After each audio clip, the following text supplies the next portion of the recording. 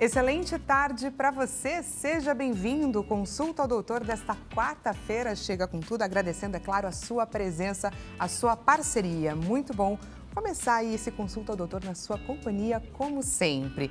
O tema do nosso programa de hoje, a gente vai aqui desvendar mitos e verdades sobre a saúde digestiva. Inclusive, se você conhece alguém a quem esse tema possa interessar, não esqueça de compartilhar o nosso link. Nós estamos em transmissão ao vivo pelo site www.hittv.com.br. Peço a sua contribuição. Chega com a gente, participe do nosso bate-papo mandando um WhatsApp para o 0 Operadora 11 3337 5886. Estamos ansiosos aguardando o seu comentário, a sua pergunta. Esse espaço é seu, faça uso dele que a gente vai ter o maior prazer de trazer o seu comentário aqui para a nossa roda de conversa. Combinado? Bom, para a nossa aula de hoje, para a gente desvendar aí os mitos e as verdades que fazem parte aí do nosso sistema digestivo, que são esse conjunto de órgãos que é responsável pela nossa digestão, pela absorção dos nutrientes, para, claro, manter a nossa saúde e o nosso bem-estar. A gente recebe agora o gastroenterologista Pedro Henrique Alencar. Seja muito bem-vindo, doutor. Muito obrigado, Dani. Agradeço demais o convite para estar aqui com vocês hoje, tirando essas dúvidas e esclarecendo mais um pouco sobre mitos e verdades. Hoje o nosso programa estará polêmico. E recebemos também, gente, a nutricionista e palestrante de saúde e bem-estar de empresas, Alessandra Godoy. Seja muito bem-vinda também. Muito obrigada. Obrigada, Dani. Boa tarde, Pedro. Boa tarde. Eu que agradeço o convite para estar aqui com vocês. Gente, vamos começar o nosso bate-papo. Primeiro, vamos estar todos na mesma página. Vamos entender qual que é a importância do nosso sistema digestivo, de manter a nossa saúde digestiva para o pleno funcionamento do nosso corpo. Começando pelo doutor.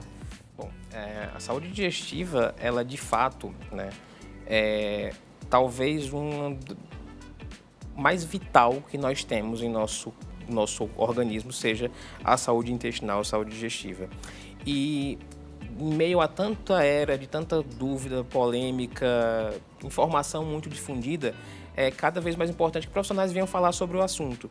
E eu gosto muito de falar nas minhas redes, no meu consultório com meus pacientes, que a principal forma de você ter uma saúde digestiva de qualidade é investindo em colegas nutricionistas, pois, sem dúvida, a nutrição bem elaborada, bem planejada, individualizada, é o que vai te fazer ter uma saúde digestiva com qualidade.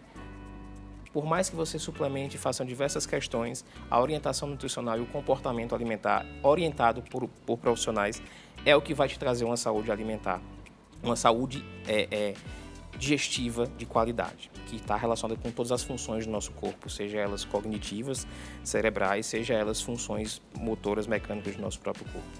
Afinal de contas, não é, doutora Alessandra? Existe uma frase que eu nem vou aqui questionar se é mito ou verdade, porque é verdade absoluta. A gente é o que a gente come, não é verdade? É verdade, é verdade. A gente é o que a gente come, não só o que a gente come, mas acho que tem muito a ver, acho que o doutor falou, é muito importante dessa parte da gente ter a base da nossa alimentação, de uma forma muito cuidada, porque não adianta a gente ficar tomando um monte de suplemento o tempo todo se a gente não tiver a base do que a gente come de uma forma bem organizada.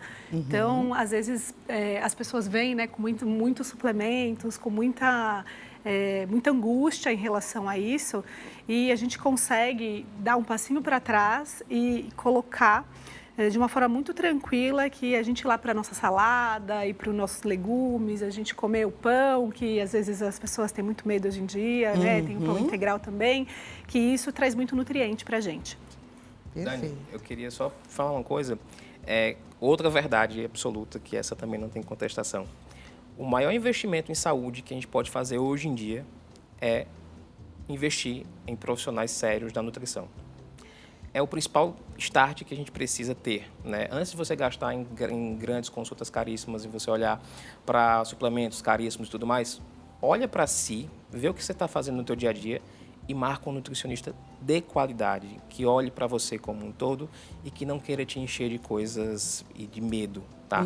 Então, acho que esse é o principal ponto que a gente tem que bater nesta tecla sempre, que investimento num profissional sério de nutrição vai promover saúde mais do que muita coisa. Vai desmistificar muita coisa, inclusive Sim, muita sem coisa que a dúvida. gente lê e fica sabendo, não é verdade? Antes de mais nada, pessoal, eu imagino que você, meu telespectador assíduo, deve estar aí se perguntando aí na sua casa, do outro lado da telinha, assim, ué, mas e a enquete? Hoje não tem enquete? Claro que tem enquete, eu fiz tudo isso de propósito, porque eu queria exatamente saber de você se você teria sentido falta aí dessa nossa interação.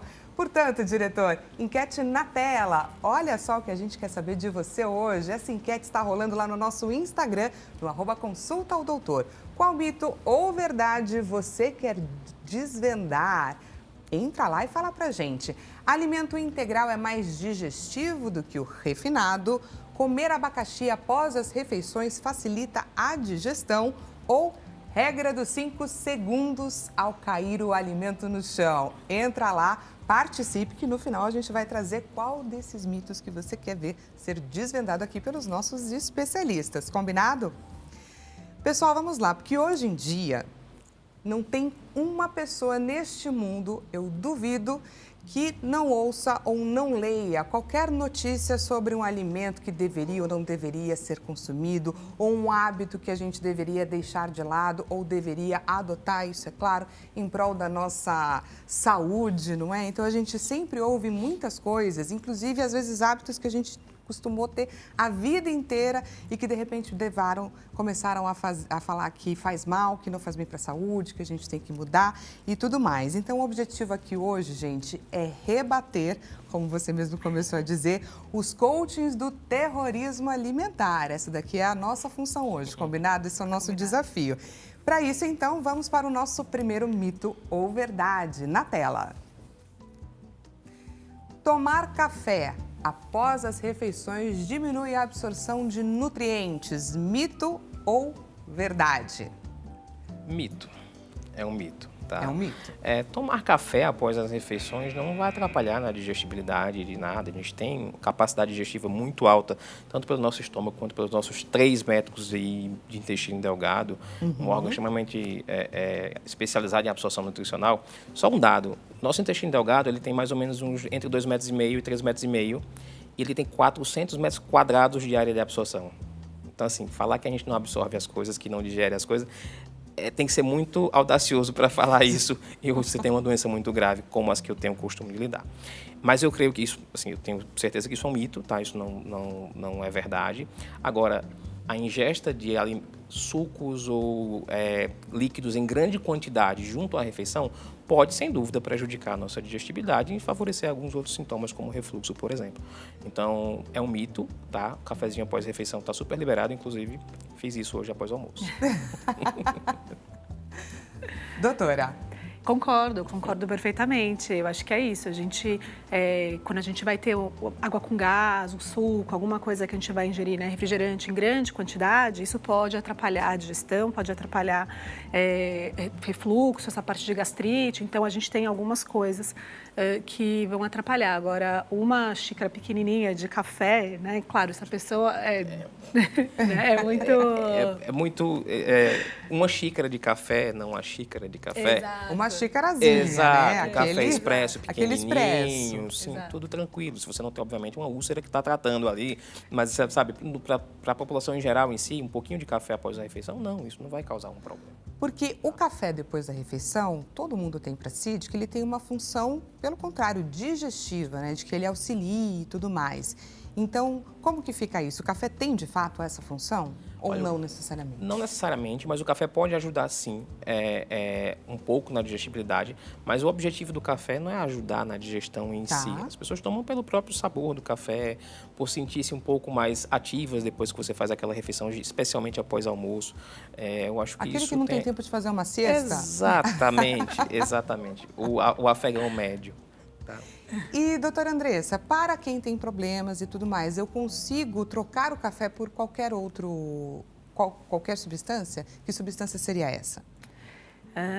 Um chá? Em termos de despertar, porque eu acho que muita Isso. gente busca a a função de despertar. Tá. Então, quem não toma café, um chá poderia fazer essa função, que tem, por exemplo, chá verde, um chá preto, um chá mate, que tem uma dose de cafeína elevada, que é a substância, principalmente do café, né, que tem esse efeito de deixar a gente mais alerta, mais desperto. Então, poderia ser um chá. Tem algumas pessoas que gostam de tomar energético, né? Não acho que é um consumo geral, mas algumas pessoas gostam de tomar energético. Algumas pessoas gostam de tomar pó de guaraná, bater alguma coisa com pó de guaraná também, dá esse efeito para acordar. Mas acho que o que o doutor falou foi muito importante, assim, né, se você prestar atenção se você não tem um refluxo, se você não tem uma gastrite, a questão que está tratando uma úlcera, porque a cafeína, independente se ela for do café, do chá, enfim, né, do refrigerante, por exemplo, o refrigerante à base de cola, que tem um pouco de cafeína. Sim. Então, independente de qual seja a bebida, ela pode prejudicar. Agora, nesse objetivo de deixar a gente mais alerta depois do almoço, qualquer uma dessas bebidas faria essa função. Perfeito. Um alerta também, em relação ao uso de chás, eu acho super válido, como uma estratégia, só que as pessoas tendem a pensar que o chá, por ser mais natural, ele pode ser consumido em grandes quantidades, e aí nós temos alguns problemas com isso. Por exemplo, chá preto, que pode te dar um pouco mais de alerta, te acordar, está presente em vários energéticos, ele tem um risco alto para lesão hepática, tá? Então, ele pode ser hepatotóxico, tá? O chá preto? O chá preto, tá? O chá verde também, tá?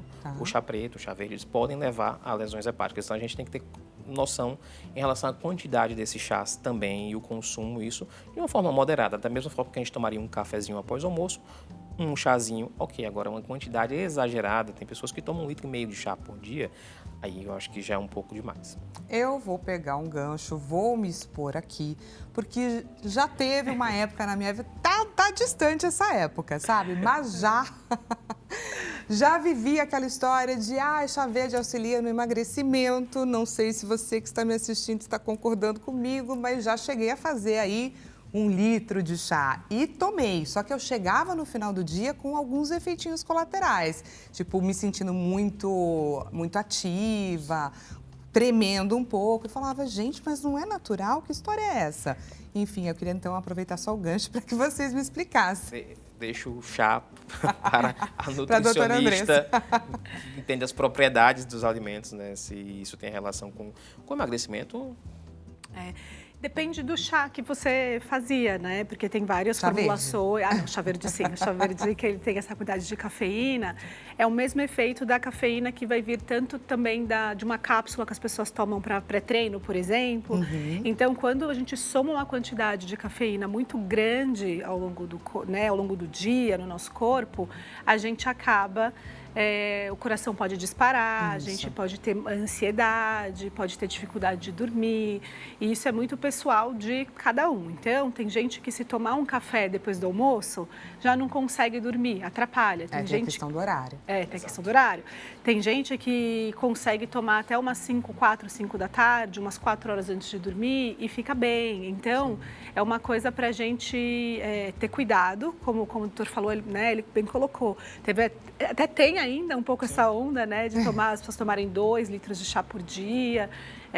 Então, isso é uma coisa para a gente realmente pensar, até porque se você está tomando isso, você pode estar deixando de comer alguns nutrientes que são muito importantes para o nosso corpo.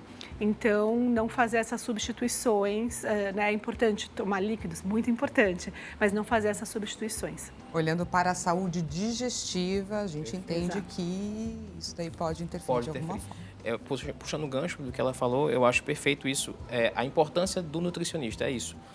É justamente ele fazer essas intervenções pontuais alimentares, uma substituição inteligente, ele avalia, ele sabe o que tem em cada nutriente, em cada alimento que você está consumindo, ele vai calcular isso para você, vai colocar para você de uma forma palpável. Então, a importância do bom nutricionista é justamente essa, ele conseguir fazer as substituições inteligentes para o teu problema, para aquilo que você quer, para ter uma vida saudável. Então, eu acho que isso é o que faz a diferença do nutricionista bom para o nutricionista que faz as coisas rotineiramente igual para todo mundo.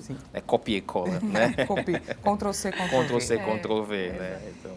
Vamos então, já que a gente estava falando sobre refluxo, vamos então de mito ou verdade com relação ao refluxo. Café, álcool e chocolates podem aumentar o refluxo gastroesofágico. Mito ou verdade? Verdade. Verdade. Porém, contudo. Porém, contudo, todavia, existem duas situações. O café, chocolate, eles podem...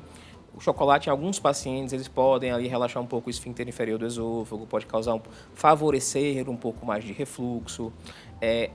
Só que a questão que a gente tem um entendimento hoje em dia é que essas intervenções alimentares, elas são muito individualizadas. Porque, por exemplo, se você tem refluxo, mas você come chocolate na Páscoa, você não vai deixar de comer chocolate na Páscoa porque você tem refluxo e uma vez você vai comer um chocolate, entendeu? Então, assim, essas intervenções alimentares são individualizadas para cada alimento. Conhecer a rotina alimentar do paciente é que vai fazer com que eu interfira em alimentos pontuais que possam estar causando refluxo. Então, nem todo mundo tem que parar de comer chocolate, nem todo mundo tem que parar de tomar café porque tem refluxo. Nem todo mundo. Por quê? Porque às vezes a quantidade que você consome não é aquilo que está te causando problema. Às vezes você come um chocolatinho pequenininho e toma 1 litro de... Tem muito paciente que toma tereré, toma 1 litro de tereré e tá um chocolatinho de vez em quando, aí fala, para o chocolate. Não, o tereré é muito pior. Então entenda, é verdade, pode causar? Sim, mas isso não é verdade absoluta, tá? A gente tem que às vezes individualizar. Como vilões, não é? Isso, não existe alimento vilão. Tá. Existe os ultraprocessados, aí eles são vilões em grandes situações. Mas alimentos em si, de uma forma geral, não é para ser encarado como vilão. E, doutora Andressa, para uma pessoa que tem gastrite, quais são os alimentos que essa pessoa deve investir? Ixi, é difícil essa pergunta do que deve investir, porque eu acho que ele trouxe de uma forma muito boa, porque é muito individualizado. Tá. Então, hoje, no tratamento da gastrite, a gente já sabe que não adianta a gente cortar todos os alimentos que fazem mal para uma parte grande de pessoas, que, por exemplo, molho de tomate, a parte de bebidas com gás, a parte de cafeína, que é o que a gente trouxe, condimento, então a parte de pimenta, molhos muito temperados. Então isso, às vezes uma parte grande não tolera. Só que se a pessoa consome, né, se ela come e aquilo não faz mal para ela, não justifica a gente tirar porque tem uma parte que não consegue comer. Então... mas não tem nenhum alimento que eu possa chegar e falar assim, este alimento vai garantir que que a gastrite da pessoa melhore. O que a gente fala, de forma geral, é pensar muito nas quantidades, né? Então, não ter quantidades exageradas quando a gente está comendo. Então, a gente pensar um pouco nisso e na questão um pouco mais, acho que ele trouxe a questão do ultraprocessado, né? A questão um pouco mais dos naturais. Então... Escolher comida de verdade. A comida de verdade. Eu sou um pouco... Quando a gente fala da comida de verdade, eu acho que eu sou um pouco menos radical em relação a isso, porque eu acho que a indústria ela realmente ajuda a gente com a vida corrida, com muitos alimentos. Só que não dá para a gente também só comer os alimentos, né? De manhã até a noite, ser todos os alimentos, ser alguma comida que está congelada, alguma coisa que só o pacote que a gente vai abrir, que a gente vai consumir. Então, eu acho que tem espaço, mas se a gente pensar, né, no pão, se a gente pensar num leite, tem pessoas que vão tolerar, tem pessoas que não vão tolerar o leite. Então, se a gente for pensar na fruta, nos legumes, arroz, feijão, carne, né, parte peixe, frango. Então, isso que a gente fala que é a alimentação mais natural, se a gente for por esse caminho, a gente só tem ganho, né? Seja para gastrite, refluxo ou qualquer outra alimentação que a gente, né, qualquer outra... Eu acho perfeito. Sua colocação de alimentação natural, a gente sempre vai ter ganho com a comida de verdade. Fruta, pelo menos 2 ou 3 frutas por dia, a gente sempre vai ter um ganho bom com isso. Agora, uma coisa que eu queria puxar aqui, não poderia deixar de falar, senão meus residentes vão acabar... Eu encho tanto a paciência dos meus residentes com isso, porque eu acho que é o mais fundamental, que é em relação ao comportamento alimentar. A gente está cada vez mais prejudicados pela própria rotina em relação ao comportamento alimentar. Se você observar na praça da alimentação, as pessoas substituíram a faca pelo iPhone. É um garfo e o iPhone na mão. As pessoas não mastigam o alimento adequadamente, tomam líquidos em grande quantidade, refeições de grande volume, muito rápido. Então, isso sim prejudica a digestão, pode piorar um refluxo, Gastrite pode aumentar também, porque você vai estar distendendo o teu estômago de uma forma muito rápida, sem triturar direito o teu alimento. Então, voltar um pouco atrás, praticar um pouco do que a gente chama hoje em dia de mindful eating, não custa nada. Aquela frase que as nossas avós falavam, que é uma verdade absoluta, a hora da refeição é uma hora sagrada, é super, hiper importante. Eu recomendo meus pacientes, sabe o que eu recomendo fazer? Os pacientes são mais acelerados, eu falo, você tem alguma fé, religião? Tenho. Então você vai orar antes da sua refeição sempre.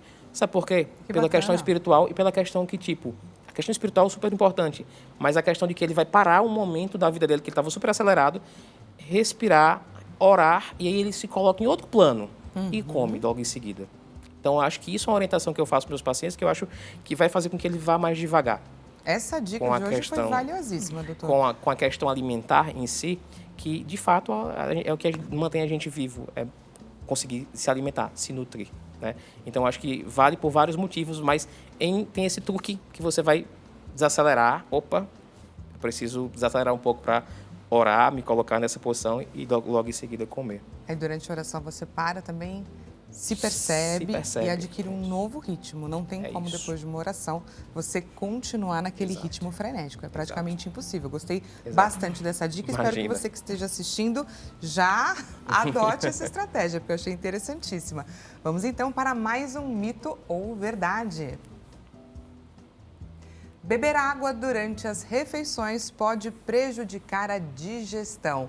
Doutora Andressa, você chegou até a tocar um pouquinho nesse ponto. É mito ou verdade? É mito, né? Eu acho que a gente pode beber, sim, água, né, durante as refeições.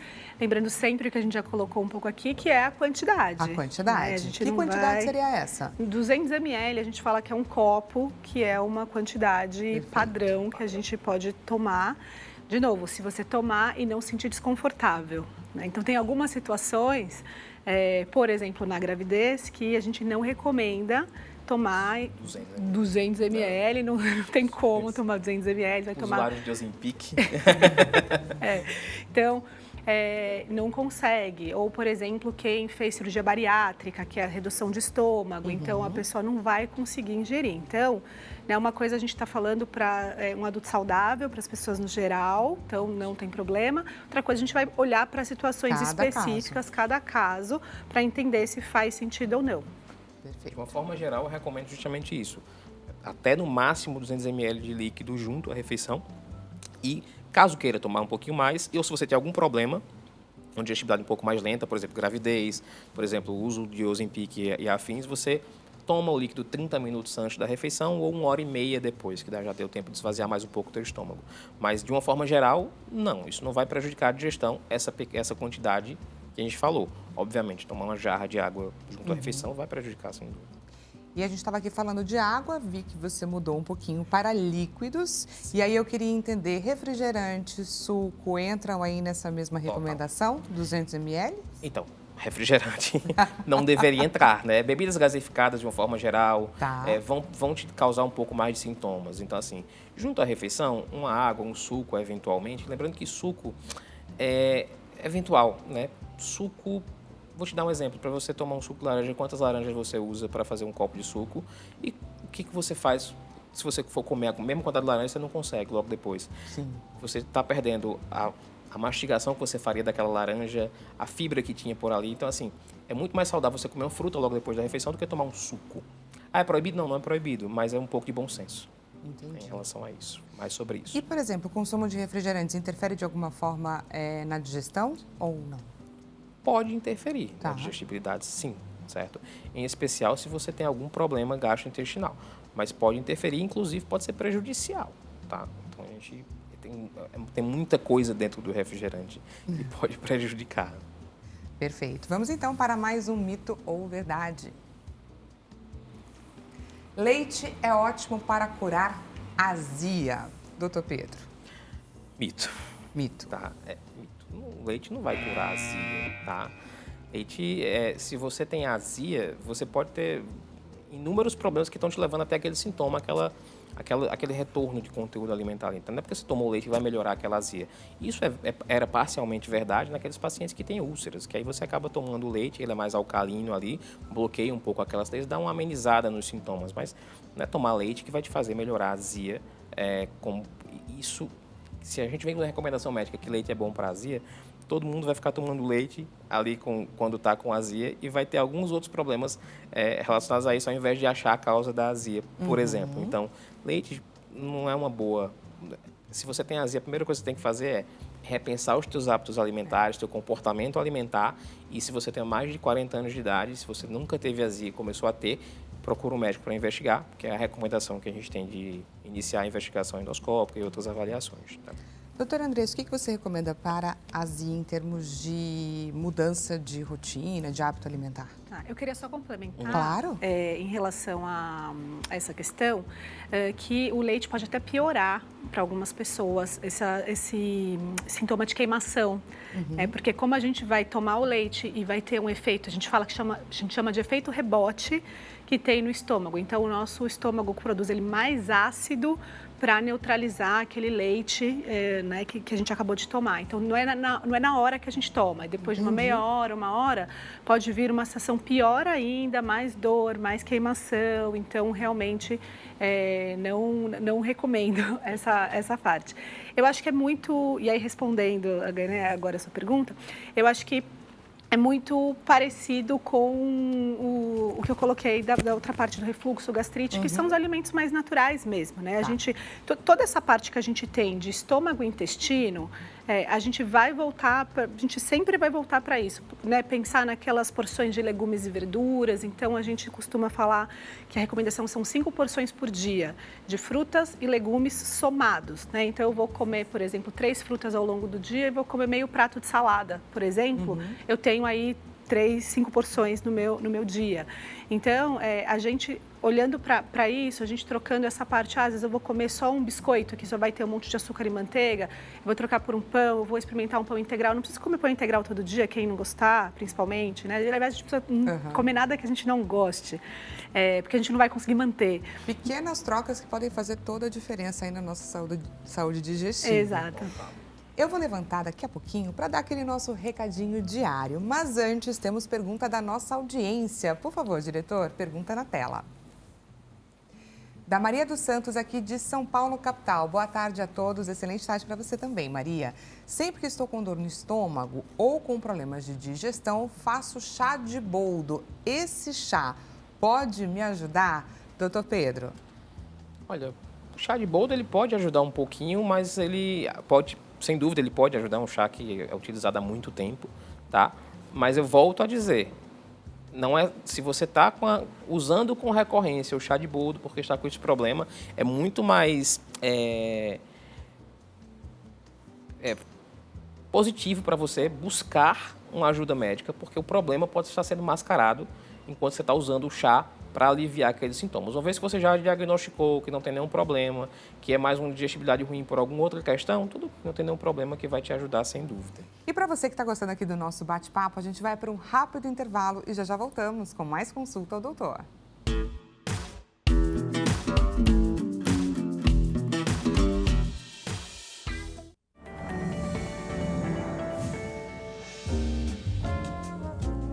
Estamos de volta com mais consulta ao doutor. Excelente tarde para você. Para você que chegou agora, ainda não sabe sobre qual é o nosso assunto, o nosso debate aqui nessa tarde, nós estamos desvendando aqui mitos e verdades sobre a saúde digestiva com os nossos doutores.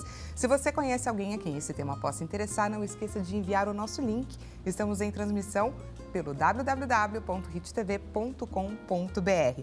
Participe também aqui do nosso bate-papo enviando uma mensagem, uma pergunta, um comentário para o 0 Operadora 11 3337 5886.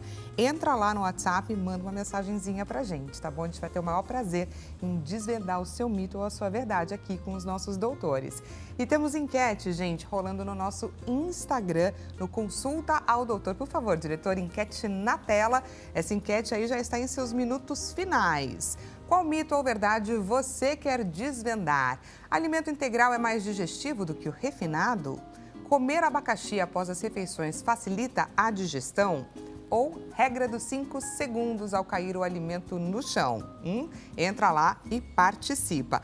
Lembrando aqui que nós estamos conversando, batendo um papo aqui super riquíssimo com o gastroenterologista Pedro Henrique Alencar e também com a nutricionista e palestrante de saúde e bem-estar de empresas, Alessandra Godoy. Excelente tarde aí pra gente, excelente segundo bloco. Vamos continuar aqui com a nossa missão de desvendar os mitos e verdades. Perfeito? Então vamos para o próximo, diretor. Qual é o próximo mito ou verdade que nós vamos trazer aqui para a nossa conversa? Tomar leite após as refeições com ingestão de carne deixa a digestão mais lenta. Temos aí mais um vilão da digestão, doutor Pedro, ou não? Verdade, mas pela questão de tomar leite junto com carne numa refeição, é uma digestibilidade um pouco, você está forçando um pouco o teu estômago ali, né? A proteína já é um alimento que é um pouco mais difícil, assim, a digestão da proteína, ela requer um pouco mais de tempo de elaboração para ser digerida ali. Então, proteína junto com leite, que tem proteína, gordura e tudo mais, isso pode realmente sobrecarregar e a digestibilidade ficar um pouco mais demorada. E, óbvio, não posso fazer isso? Não, você vai conseguir digerir, só que vai uma digestão mais lenta. Então, assim, caso você vá ingerir leite e carne, mastiga melhor a comida, come super devagar, não toma uma grande quantidade de leite junto, toma antes da refeição, então um pouquinho após. Mas isso, sem dúvida, juntos, eles podem, claro, sobrecarregar um pouco. A carne separados, os dois, não tem nenhum problema, tá? Tomar leite é uma coisa que a gente faz isso desde sei lá quando, e nunca foi grande problema, exceto se você tem intolerância. E carne, não tem nenhum problema. Um alimento que, se não comêssemos carne, cá não estaríamos. Até então, certo? Então, creio que não é os dois juntos, é uma verdade, mas a carne ou o leite separados, não tem problema, seria facilmente digerível, a não ser que você tenha algum problema de saúde. Tá? Concorda, doutora Alessandra? Como que fica a sua dieta ali? Sim. Você recomenda para os seus pacientes leite e carne ou também não? Não é, acho que não é nem tão comum, né? Essa junção assim, no dia a dia. Eu fiquei pensando aqui, enquanto eu ouvi a resposta, eu pensei mais num café da manhã, se você vai comer, por exemplo, um misto quente com leite, alguma coisa, né, que vai ter o presunto. Porque eu falei, nossa, essa pergunta ela é curiosa mesmo, porque é isso, eu acho que eu concordo que ele não vai prejudicar no sentido de que vai te fazer um super mal, mas vai demorar mais, que é isso que ele estava colocando, né? Vai demorar mais para a gente conseguir digerir, porque na carne geralmente já tem mais gordura. Então, um alimento tem mais gordura com proteína e a gente soma mais, então fica mais complexo para o nosso corpo digerir, mas não vai te fazer mal. Mas é isso, se você é uma pessoa, né, que tem gastrite, refluxo, de novo, a gente volta para esse lugar, né? Se você tem alguma questão de estômago ou intestino, isso pode piorar o seu sintoma. Então, se você tem uma dor, se tem algum desconforto, isso pode piorar. Mas numa pessoa que ela está saudável, não é isso que vai desencadear o refluxo, que vai desencadear uma gastrite. Tem um alerta nessa pergunta super importante. Eu acho que a pessoa deve ter escutado, deve ter perguntado separado mesmo. Eu que entendi, talvez, carne e leite, tipo, se os dois alimentos eles são prejudiciais à digestão. E isso é um problema sério, sabe? Porque carne e leite são alimentos que são considerados extremamente importantes para a nossa nutrição, tá? E isso me leva àquele patamar que a gente se preocupa muito, tanto eu como gastro, como ela como nutricionista, em relação a essas restrições alimentares exageradas. Isso causa muito mais problema do que eu ter uma alimentação mais regrada, balanceada em alimentos naturais, conforme ela já tinha comentado. Então, restringir alimentos demais, isso causa mais problema hoje em dia do que um planejamento alimentar com esses alimentos que dizem que hoje faz mal, que não faz de fato. Tá? Então, acho que essa é uma mensagem que tem que ficar. Não restrinja alimentos de uso rotineiro. Comam de uma forma planejada. Tenham um planejamento alimentar basal para que você consiga ter uma digestibilidade ok. Perfeito. Temos pergunta do nosso público. Por favor, diretor, pergunta na tela. Pergunta da Jandira, de Junquerópolis. Boa tarde. Olá, Dani, doutores. Excelente tarde para você também, Jandira. Tomo água com limão em jejum. Isso ajuda o estômago e o intestino? Doutores, quem se arrisca? É mito ou verdade? Eu acho gostoso. forte, gostoso, saboroso. É gostoso, mas é um mito, né? É um não mito. vai, é um mito, não vai ajudar, né? Não vai. Acho que o que a gente escuta muito em consultório, nas palestras, dentro das empresas, é o pessoal recorrendo à água e limão, né, em jejum com o objetivo de emagrecer, de perder peso. Então, acho que isso já faz bons anos que, né, que Esse é um isso mito que vem. E isso, com certeza, não ajuda, né? E aí eu deixo até aqui uma provocação que, assim, testa, né? Se você quer perder esse peso, só muda isso, não muda mais nada na sua alimentação. Não vale subir no pé para tirar o limão. Que aí você vai emagrecer por outros motivos, vamos ter esse Exato, viés, tá? exato, Não exato. vale subir no pé para tirar o limão, senão É problemas. isso. Mas eu acho que fica muito bonito no stories do Instagram, mas não emagrece, não muda muita coisa. Aquela história dos shots e tudo mais. É saboroso, eu adoro, mas não muda nada. É mais um hábito que você É um adquire hábito, sim. porque você gosta, faz parte do seu gosto. Sim. Obrigada, Jandira, pela sua participação aqui com a gente. Temos mais pergunta da nossa audiência, por favor. Pergunta na tela. Pergunta da Roberta, do Rio de Janeiro. Boa tarde, Dani Doutores. Quem tem parasitas no estômago tem aí uma tendência a comer mais doce? Pode gerar uma certa compulsão? Polêmica essa pergunta. Mito. Total, totalmente mito, tá? Primeiro, parasita no estômago assim, a raridade da raridade. O parasita ele não está localizado no estômago, tá? Geralmente os parasitas estão assim do intestino, do duodeno, pode ser encontrar em duodeno. Às vezes você encontra no estômago quando você vai fazer uma endoscopia, às vezes está refluindo aqueles parasitas para lá, mas por outra questão, uma superinfestação, por exemplo, mas eles Olha geralmente aí o estão no nosso sistema intestino. digestivo aparecendo aqui no fundo Olha da que nossa chique, conversa, fazendo maravilhoso. parte. Então, o parasita, ele está no intestino. E aí, a parasitose em si, que é muito comum em regiões, até aqui em algumas regiões onde a gente tem um descuido em relação à questão ambiental e de higiene, e isso a gente pode estar se contaminando, de certa forma, e isso não causa uma compulsão por doce, né? A compulsão por doce, a perversão do hábito alimentar, não só por doce, como por outros alimentos, ela pode vir em situações de desnutrição ou de depleção de alguns nutrientes significativos. E aí a gente pode ter uma perversão do hábito alimentar, mas isso não é porque você tem parasitose. Tem doenças que não têm envolvida parasitose e eu posso ter esse tipo de perversão alimentar. Então, não está relacionado com a parasitose. Parasitose não vai te causar, você está comendo doce, põe a culpa em si. Já falei, olha no espelho todos os dias e confessa teus pecados para si mesmo, antes de confessar para outra pessoa. Confessa no espelho, comi doce, por que motivo? E Parasitas, tá fácil, eu gostei ficou dessa. muito fácil, parasitas, né? Vou comprar um negocinho, vou tomar. Por motivos de parasitas. Vou tomar e logo em seguida Nutella. Não, Vou não dá. alimentá-los. Exatamente. Então, assim, olha no espelho e fala, por que eu como isso? Por que eu estou comendo esse doce? No fundo, todo mundo sabe. Se questionar por que está mastigando aquele doce. Em que situação teve aquele gatilho para puxar o doce. Se você observar, tem até um lugar da tua casa que você senta e te dá vontade de comer alguma coisa. Você senta, Muito fato você isso. senta e você sabe, dá vontade de você comer alguma coisa. É mais comportamental do que orgânico essa Ali questão no sofá, do doce. sentadinho, olhando para a TV, não é Comportamental, verdade? Hoje em dia a densidade calórica é uma coisa muito alta. Antigamente, vocês temos uma idade parecida, nosso bolo de aniversário era comido nos aniversários. A gente só via bolo confeitado em aniversário. Hoje em dia, se você for tomar um café em qualquer padaria, vão te oferecer um bolinho logo em seguida.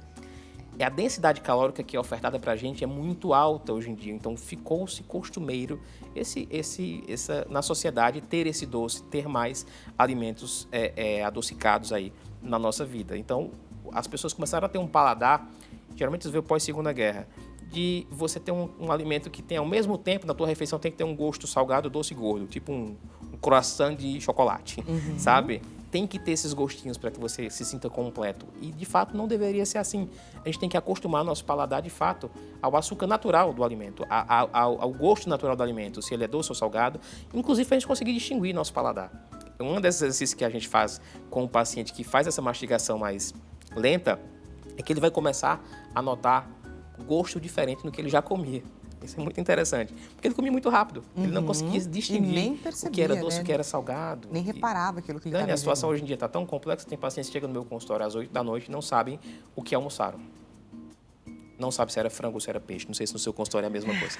Então, assim, nós temos isso, é um grandíssimo problema muito mais comportamental e cultural, que a gente tem que bater nessa tecla, do que orgânico em si, alguma coisa que me leve a ter isso. Eu tenho um problema em mim que me faz comer doce. Talvez o problema seja comportamental. Doutor Pedro e doutora Alessandra estão aqui trazendo verdades para a gente, fazendo a gente se reconhecer nesses relatos aqui. Não é só sobre comer não, viu, minha gente? Eu queria fazer um complemento, posso, Claro. Dani, em relação a isso? Porque quando ele trouxe a questão, né, de fazer a oração e de conectar a pessoa, que acho que esse é o ponto, né, de conectar, porque tem pessoas que vão seguir religião, tem pessoas que não, e aí, assim, de fazer essa pausa e a gente entender o quanto que a gente, de fato, precisa comer, o quanto que a gente quer comer naquela refeição, acho que o mesmo vale para o doce. Então, eu gosto de usar muito um exemplo, que o pessoal fala muito assim, eu sou viciado em açúcar, né? Quem não ouviu isso? Eu sou muito viciado em açúcar. Açúcar, chocolate. E aí, mas o ponto é, quantas vezes essa pessoa que é viciada em açúcar atacou o açucareiro na última semana? Ninguém ataca o açucareiro, né? Porque a gente não está ali querendo o açúcar em si. A gente está buscando o bolo, o chocolate, né, o creme de avelã, que é uma combinação de açúcar e gordura que traz uma explosão de sabor no nosso paladar, no nosso cérebro. E isso não tem na natureza naturalmente. Se a gente pega um abacate, é uma fruta que tem mais gordura, mas ela não tem açúcar. Se você pega uma manga, é uma fruta que tem muito açúcar, mas não tem gordura. E quando a gente junta isso, é que dá essa sensação que faz a gente querer comer mais e tal. Então, traz uma sensação de prazer? Traz. É gostoso, mas não é um vício, né? Assim como a gente vai dar um abraço em alguém, a gente quer abraçar de novo porque é gostoso, é uma sensação boa que traz pra gente, com liberação hormonal, mas não é um vício. Então, quando a gente pega esse mesmo momento que ele trouxe antes da refeição e transporta ele para o doce, né? Será que eu estou querendo comer aquele doce de fato? Por que eu estou querendo comer esse doce agora? Eu preciso comer tudo? Eu posso comer uma parte? Né? Então, é muito comum as pessoas terem uma festa, por exemplo, no final de semana, e aí elas ficam se restringindo a semana inteira porque elas vão querer comer na festa. Chega no aniversário, elas comem 2 crepes com bolo, com pão de mel, com sorvete, com tudo aí para depois passar mal. Então, eu acho que essa mensagem para mim é muito importante, da gente trazer um pouco mais de tranquilidade em relação, né? A gente pode comer doce todo dia? Podemos. A gente precisa? Não. Então, né, que são coisas diferentes. E aí a gente vai pensar na quantidade, a gente vai pensar no contexto que tem esse doce, que foi o que ele trouxe, né, do bolo, que é mais elaborado no momento mais especial e não ser o todo dia, né, o trivial.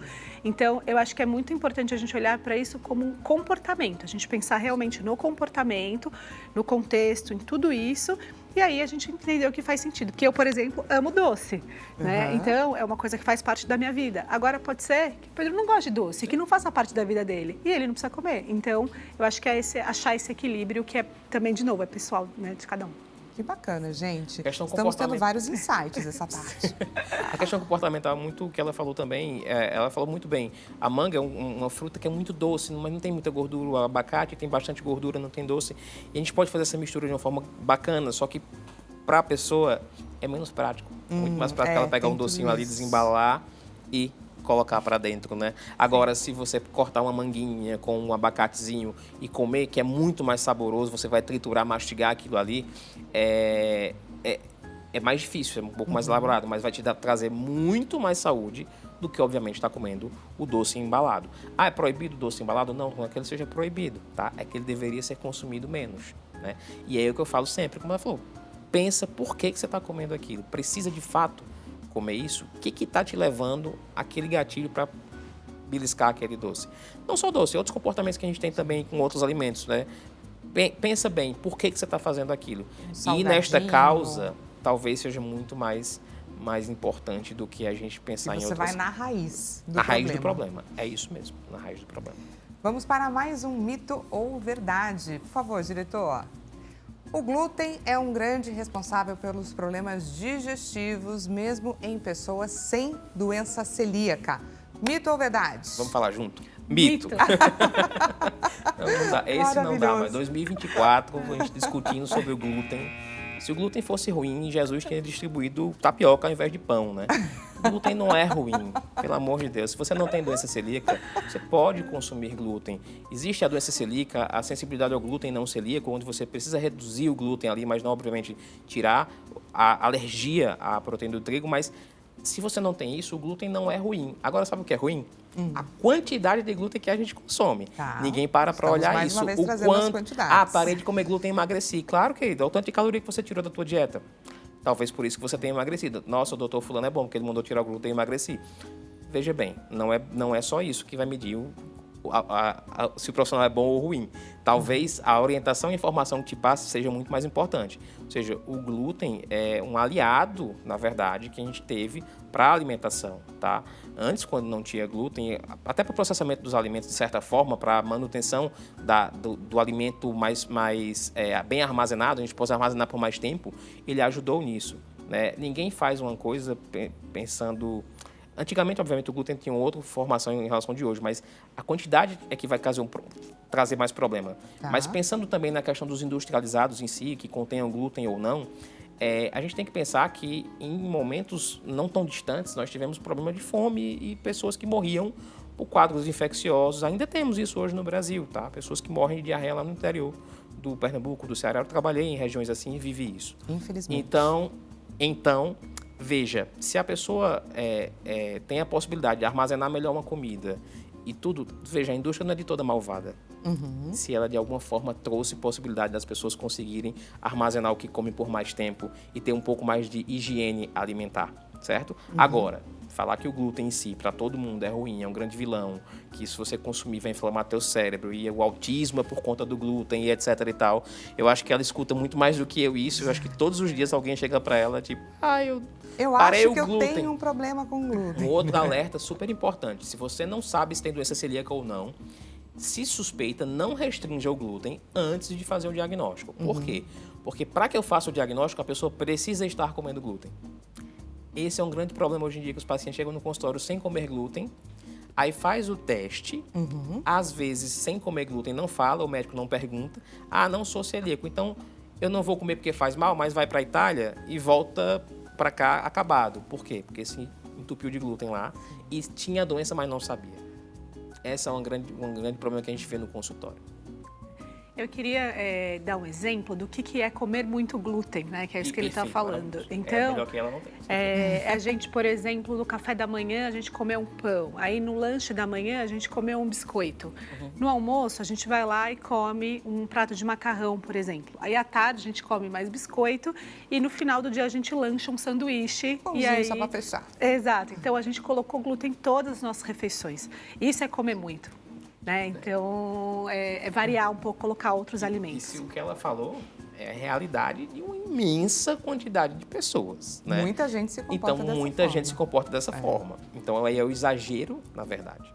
Vamos, gente, conferir o resultado da nossa enquete. Por favor, diretor, resultado na tela, que temos mais um mito ou verdade aí para ser desvendado. Ganhou a alternativa à regra dos 5 segundos ao cair o alimento no chão. Gente... é mito ou é verdade? Querem falar junto? Mito. Não dá. Maravilhosos. Essa questão de cair o alimento no chão e você comer logo em seguida, caiu no chão. Mas aquela coisa, vou morrer porque caiu uma coisinha e eu já peguei e comi? Não, não é isso. É mito. Pessoal, se você gostou aqui desse bate-papo, eu aproveito para passar as redes sociais aqui dos nossos doutores. Não perca a oportunidade de falar com eles, entrar em contato. Vou passar então o contato do Pedro Henrique Alencar, que é gastroenterologista. O Instagram dele, Doutor Pedro Alencar. WhatsApp, 0 operadora 11 9 6610 7733. E da nossa nutricionista, Alessandra Godoy, o arroba dela, Flua Nutrição. Ok? Tá aí na sua tela, 0 operadora 11 9 40 60 25 46. Agradeço demais esse bate-papo, aprendemos demais essa tarde, não aprendemos? Eu que agradeço o convite e estou à disposição para vocês, para o público de casa, se quiser tirar dúvida, pode encher minha caixinha de perguntas, que eu sempre estou abrindo caixinhas polêmicas por lá. Precisamos marcar mais vezes, porque olha, gente, se eu for mostrar minhas fichinhas, ainda sobrou muito assunto, muito mito ou verdade para a gente tratar por aqui. Obrigada, Dani. Uma excelente tarde para você que nos acompanhou e te lembro que amanhã tem muito mais. A gente volta a se encontrar no mesmo horário, 16 horas. Até amanhã.